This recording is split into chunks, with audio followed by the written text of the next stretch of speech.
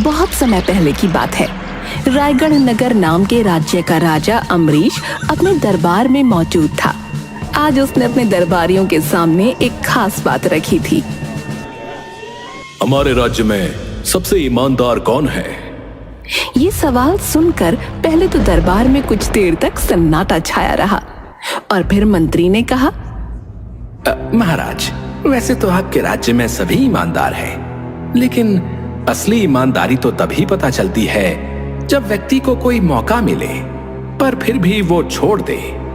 वो एक कहावत है ना कि ईमानदार सिर्फ वो हैं जिन्हें मौका नहीं मिला। बात तो तुम्हारी सही है मंत्री, तो फिर कैसे पता लगाया जाए कि सबसे ईमानदार कौन है?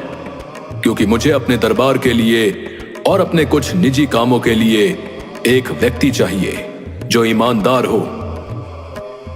मुझे आदेश दीजिए महाराज, मैं पता लगा कर आऊंगा कि इस राज्य का सबसे ईमानदार व्यक्ति कौन है। ठीक है, तुम्हारे पास महीने भर का समय है। जाओ और जाकर एक ऐसे व्यक्ति को लेकर आओ जो सबसे ईमानदार हो। अपनी सहायता के लिए इस दरबार से तुम जिसको चाहो अपने साथ ले जा सकते हो। धन्यवाद महाराज। मंत्री अपना हुलिया बदलकर एक दरबारी के साथ राज्य में ईमानदार व्यक्ति को ढूंढने निकल जाता है। इस दौरान उसे सोमू दिखता है।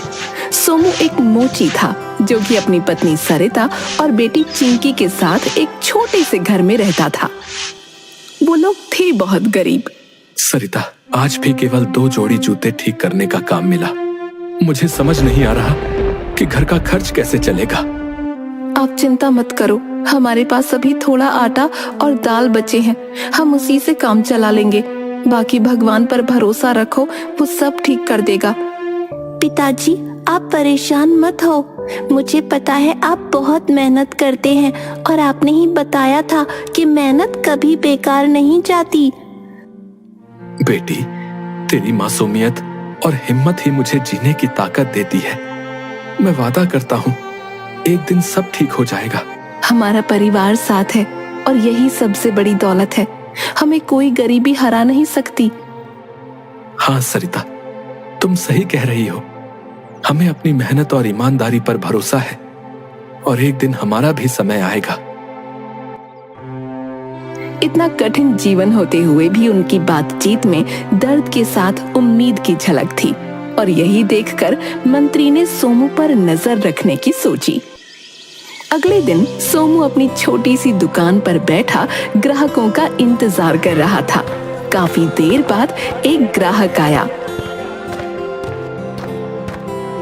भाई साहब, ये जूते की एड़ी निकल गई है, क्या इसे ठीक कर सकते हो? जी बिल्कुल, आप बैठिए, मैं अभी ठीक कर देता हूँ। सोमू ने बड़ी मेहनत और लगन से जूते की मरम्मत की। ग्राहक ने जूते को देखा और खुश होकर बोला, अरे वाह, बड़े अच्छे से ठीक किया आपने। ये लीजिए, ये आपकी मेहनत के पैसे हैं, लेकिन आप थोड़े और पैसे रख लीजिए। आपको देखकर लगता है कि आपको जरूरत है। नहीं भाई साहब, मैं ईमानदारी से मेहनत करके ही पैसे कमाता हूँ। मैं मुफ्त में कोई चीज नहीं लेता। अरे मैं मुफ्त में थोड़ी दे रहा हूँ भाई, आपने मेरा काम किया है, उसी के पैसे हैं, बस थोड़े से ज्यादा है। नहीं, पर मैं ज्यादा पैसे भी नहीं लेता। जितना काम उतने पैसे। आपने मेरे बारे में सोचा, उसके लिए धन्यवाद। चलिए ठीक है भाई, लेकिन आपकी ईमानदारी वाकई काबिले तारीफ है। मैं प्रार्थना करता हूँ कि आपकी मेहनत रंग लाए भाई। ग्राहक सोमू की तारीफ करता हुआ चला गया। पास में खड़ा मंत्री और दरबारी ये सब देख रहे थे। वो दोनों सोमू की ईमानदारी से बहुत प्रभावित हुए। ये आदमी सच में बहुत ईमानदार है। चलिए महाराज को इसके बारे में बताते हैं। हाँ, तुमने सही कहा, ये ईमानदार तो है, लेकिन हम बिना इसकी परीक्षा लिए इसे महाराज के पास नहीं ले जा सकते। कहीं तब इसने कोई गलती कर दी तो महाराज की तलवार होगी और हमारी गर्दन। हाँ, ये बात भी सही है। तो सोचिए कि इसकी परीक्षा कैसे ली जाए। वो दोनों सोमू को परखने के बारे में सोचने लगे और सोमू एक दो ग्राहकों के जूते मरम्मत करके अपने घर पहुंच गया। जैसे ही उसने दरवाजे पर कदम रखा, उसने देखा कि उसकी चप्पलें घिस चुकी थीं, इतनी कि अब उनकी मरम्मत भी संभव न थी।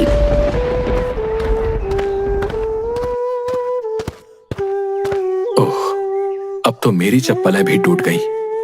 इसी की कमी थी बस कि चप्पलों और जूतों की मरम्मत करूं और खुद नंगे पैर घूमूं। उसके पास नई चप्पलें खरीदने के पैसे नहीं थे, क्योंकि जो थोड़े बहुत पैसे थे वो तो खाने के लिए ही कम पड़ रहे थे। हमारी भी चप्पलें टूट गई हैं, अब हम नंगे पांव कैसे चलेंगे? पिताजी, हम नई चप्पलें कब खरीदेंगे? सरिता, चिंकी, मुझे माफ करना, अभी हमारे पास पैसे नहीं है। पहले हमें खाने की चिंता करनी होगी। ए जी, आप चिंता मत करो, हम नंगे पांव भी रह सकते हैं, लेकिन भूखे नहीं। हाँ पिताजी, हम सब मिलकर इस कठिनाई को भी पार कर लेंगे। मुझे चप्पलें नहीं चाहिए। चिंकी के मुंह से ये बात सुनकर सोमू को रोना आ गया। वो अपने आंसू छुपाने के लिए मुंह धोने लगा। उनकी गरीबी ने उन्हें नंगे पांव चलने पर मजबूर कर दिया था और नंगे पांव चलने की वजह से चिंकी को ठंड लग गई और वो बहुत बीमार पड़ गई। सरिता, चिंकी की हालत बहुत खराब है, मैं वैद्य को बुलाकर लाता हूँ। सोमू दौड़ते हुए गया और वैद्य को बुला लाया। वैद्य जी, मेरी बेटी बहुत बीमार है, कृपया उसका इलाज कर दें। देखो सोमू, मैं मुफ्त में इलाज नहीं कर सकता, मेरा भी परिवार है। वैद्य जी, कृपया मेरी बेटी की जान बचा लीजिए। हमारे पास अभी पैसे नहीं है, पर हम जल्द ही चुका देंगे। वैद्य ने सिर हिलाते हुए मना कर दिया। ये देखकर सरिता ने अपना मंगलसूत्र निकालकर वैद्य के सामने रख दिया। ये लो, मेरे पास यही है, इसे रख लो और हमारी बेटी का इलाज कर दो। ठीक है। वैद्य ने चिंकी का इलाज शुरू किया। ये देखकर मंत्री और दरबारी बहुत दुखी हुए। मंत्री जी, इनकी कुछ मदद करिए, मुझसे ये सब देखा नहीं जा रहा। अब नहीं, हम इनकी मदद नहीं कर सकते, हमें इनकी परीक्षा लेनी है। और वैसे भी चिंकी का इलाज हो रहा है, भगवान ने चाहा तो वो जल्दी सही हो जाएगी। फिलहाल तुम्हें कल मेरा एक काम करना है। हाँ जी, बताइए।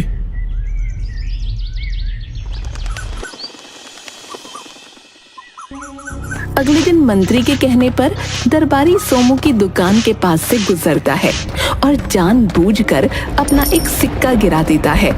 सोमू उस सिक्के को उठाता है और तुरंत दरबारी के पीछे दौड़ता है। महाराज, महाराज, आपका सिक्का गिर गया था, कृपया इसे रख लीजिए।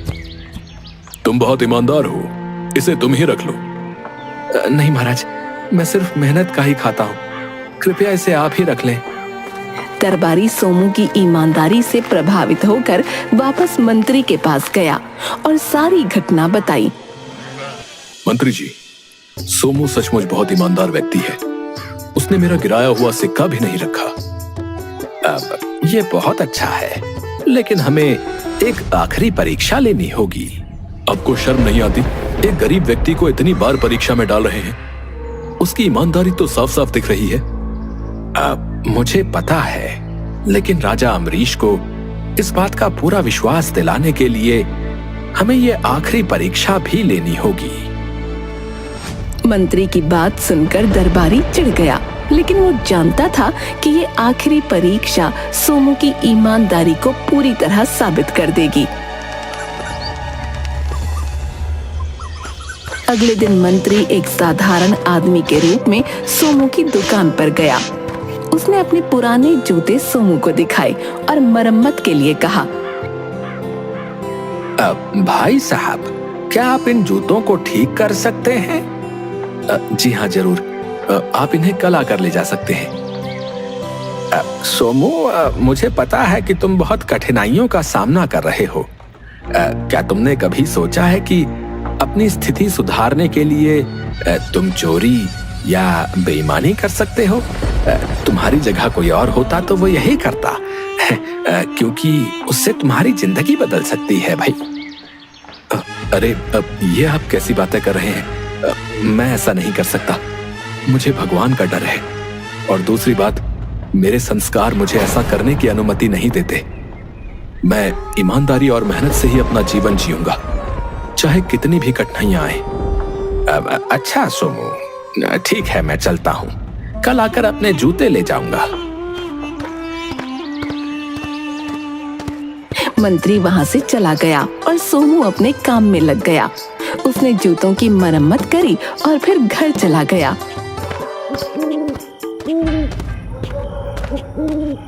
रात का समय था और सोमू अपने घर में बैठा था।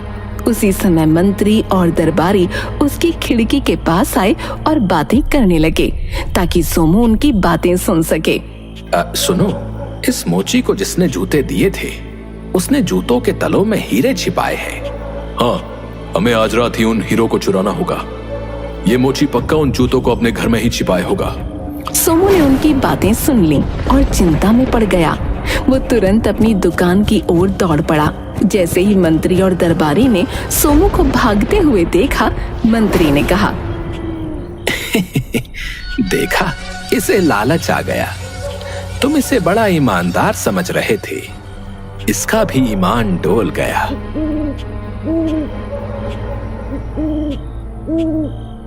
सोमू ने अपनी दुकान पर पहुंचकर जूतों को उठाया और हिलाकर देखा। आवाज से वो समझ गया कि उसमें सचमुच हीरे हैं। उसने जूतों को संभाल कर रखा और दुकान के बाहर सो गया। अगले दिन मंत्री अपने जूते लेने उसके पास पहुंचा। तुम्हारा बहुत बहुत धन्यवाद। वैसे तुम्हें पता है, इन जूतों में मैंने हीरे छुपा कर रखे हैं। मैंने तुम्हें जूते तो दे दिए थे, लेकिन मैं सोच रहा था कि कहीं तुम मेरे हीरे ना चुरा लो।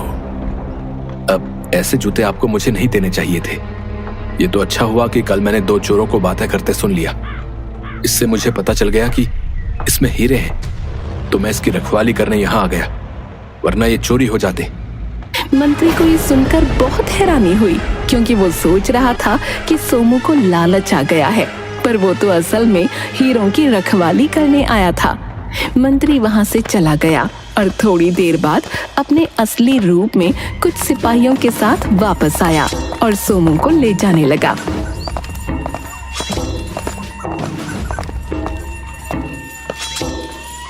अरे लेकिन मेरा दोष क्या है? चुपचाप चलो, महाराज ने तुम्हें बुलाया है।